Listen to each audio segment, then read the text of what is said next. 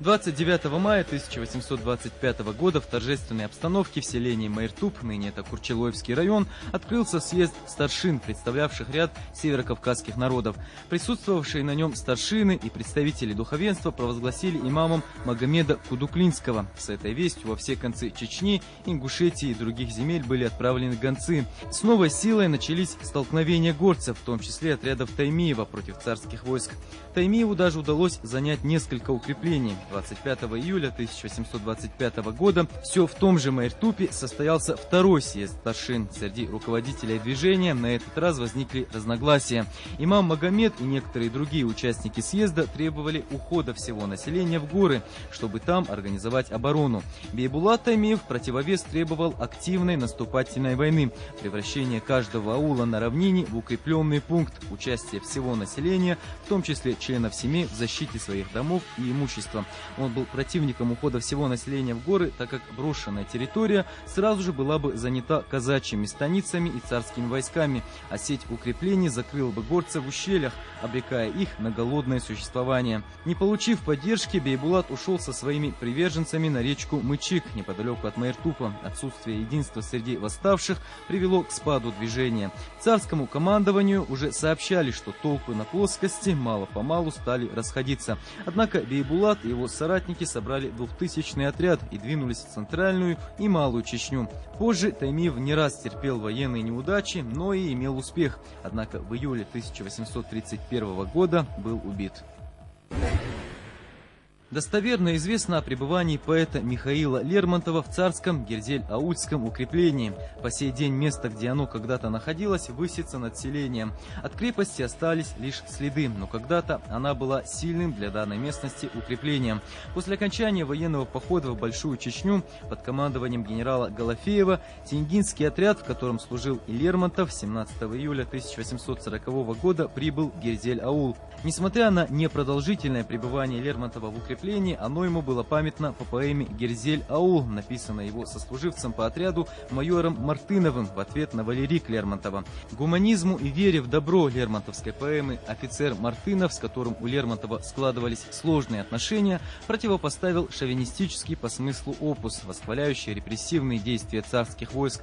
В своей поэме Мартынов писал: «Стянули цепь, вот за оврагом горит аул невдалеке, то наша конница гуляет, в чужих владениях суд творит». Этот эпизод, включая шаржированное изображение Лермонтова в поэме Мартынова, напомнили бывшим приятелям давние споры и еще больше обострили их взаимоотношения. Стоит отметить, что, сойдясь в дуэли с этим самым Мартыновым, год спустя в Пятигорске Лермонтов и погиб. Ахбердиев Мухаммед, который был родом из аварского Хунзаха, уже с 1837 года значился в числе лидера восстания горцев Северо-Восточного Кавказа. Весной 1840 года своего сподвижника Магомеда Шамиль назначил наибом Малой Чечни. Он был и в сражении в Гихинском лесу на реке Валерик 11 июля 1840 года, который описал поэт Михаил Лермонтов в поэме «Валерик».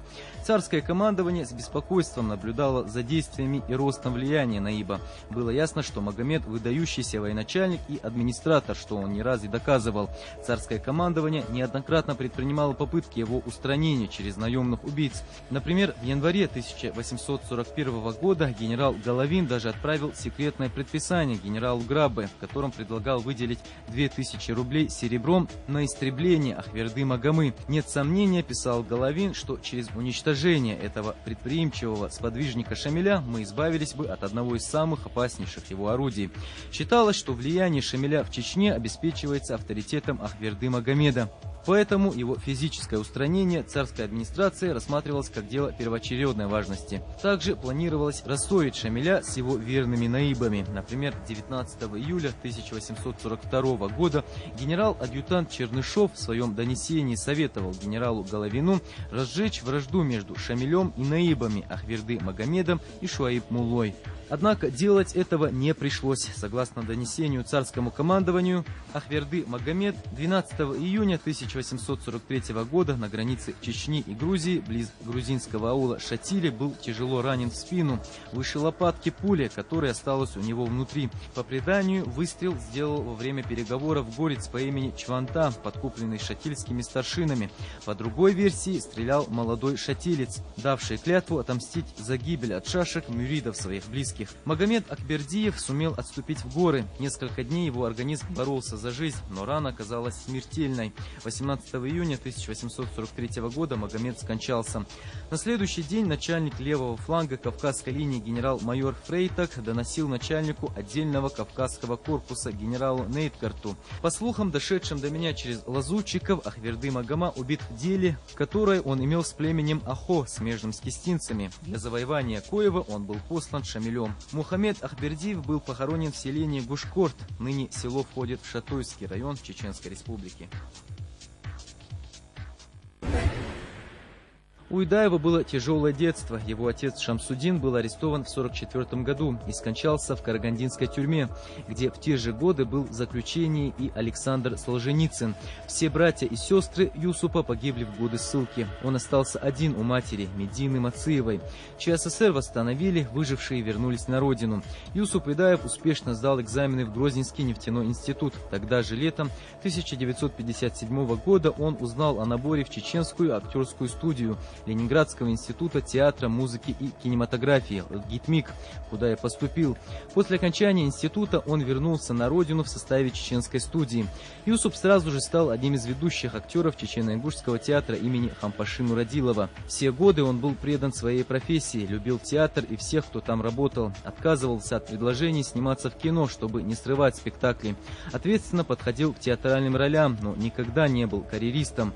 Он умер на 49-м году жизни, сразу же после сдачи спектакля «И дольше века длится день» сценической интерпретации произведения Чингиза Айтматова. «Отказало сердце». В этой постановке Юсуп Идаев исполнил 3 роли. После спектакля, за несколько минут до смерти, Идаев уговорил супругу Зулейхан Баталову не оставаться на обсуждении новой постановки с представителями Минкультуры тогдашней ЧССР и отвезти домой их 3 детей. Дети таким и запомнили отца, стоящим на сцене с грустной улыбкой под шквал аплодисментов, не смолкавших даже после того, как перед актером опустился занавес. 24 июля 1981 года очередной сессией Верховного Совета ЧССР утверждено положение о гербе и флаге ЧССР. Данное положение законодательно закрепило существовавшие ранее герб и флаг Чечено-Ингушской Республики. Следует отметить, что герб республики качественно отличался от аналогичных атрибутов других образований в составе РСФСР. От герба РСФСР он отличался наличием призыва «Пролетарии всех стран, соединяйтесь» на чеченском и ингушском языках. Что касается Конституции ЧССР, то она была принята чуть ранее, 8-й внеочередной сессии Верховного Совета ЧССР 6-го созыва в мае 1978 года.